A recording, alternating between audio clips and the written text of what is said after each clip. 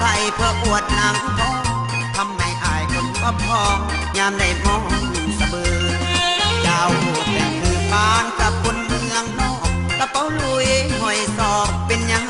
แม่มือถือลงรถมาหนุ่มซ้อนจึงบ่ชื่อลงรถมาหนุ่มซ้อนจึงบ่ชื่อจากบ้านไป3คือมารวยทานตาจักไปท่าแนวใดนู่นจักไปท่าแนวใดนู่นคือบุญแต่ละหาได้ง่ายได้ใส่เสื้อสันหัดเป็นกองผู้ใส่น้องน้ำหลังอ่างทรงแทนเจ้ามัวน้ำเบามือถืออ้อยยิ้มมัวน้ำเบามือถืออ้อยยิ้มบ่กินนอดเท่าเห็นเจ้าไม่แดง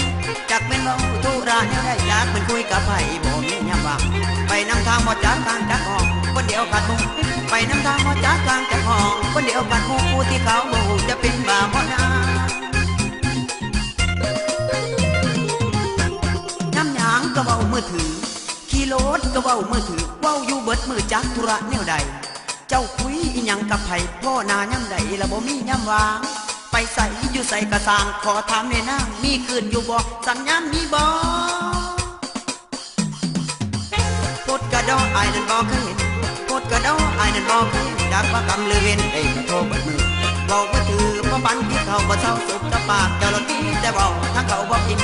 คือบ่จริงหมดเนื้อบ่แห้งโหลดบ่แพงตัวเองให้ระวังไอ้เด้อน้องผมสีทองกับยองพ่อเบาเขาเห็นพอตาเสือใส่เดียวสันกันแนวนั้นคนไทย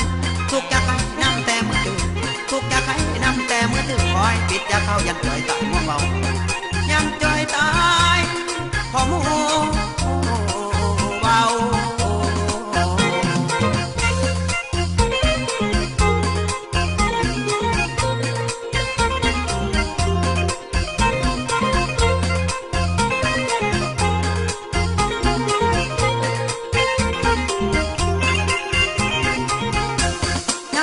ก็เว้ามือถือขี่รถก็เว้ามือถือเว้าอยู่เบิดมือจักธุระแนวใดเจ้าคุยอีหยังกับไผ่พ่อนาย่ำใดละบ่มีย่ำวางไปใส่อยู่ใส่กระสางขอถามในนางมีคืนอยู่บ่สัญญาณมีบ่พดกระดอไอ้นั่นบ่เคยเห็นพดกระดอไอ้นั่นบ่เคยเห็นดับว่ากำลือเว้นไอ้กระโทเบิดมือ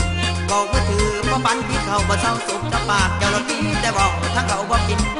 บ่จริงหมดเนื้อบ่แห้งโหลดบ่แพงตัวเองให้ระวังไอ้เด้อน้องผมสีทองกับยองพ่อเบาเขาเห็นพอตาเสือใส่เดียวสันกันแนวนั้นคนไทยทุกอยากให้น้ำแต่มือถือทุกอยากให้น้ำแต่มือถือคอยปิดอยากเข้ายันเผยตาย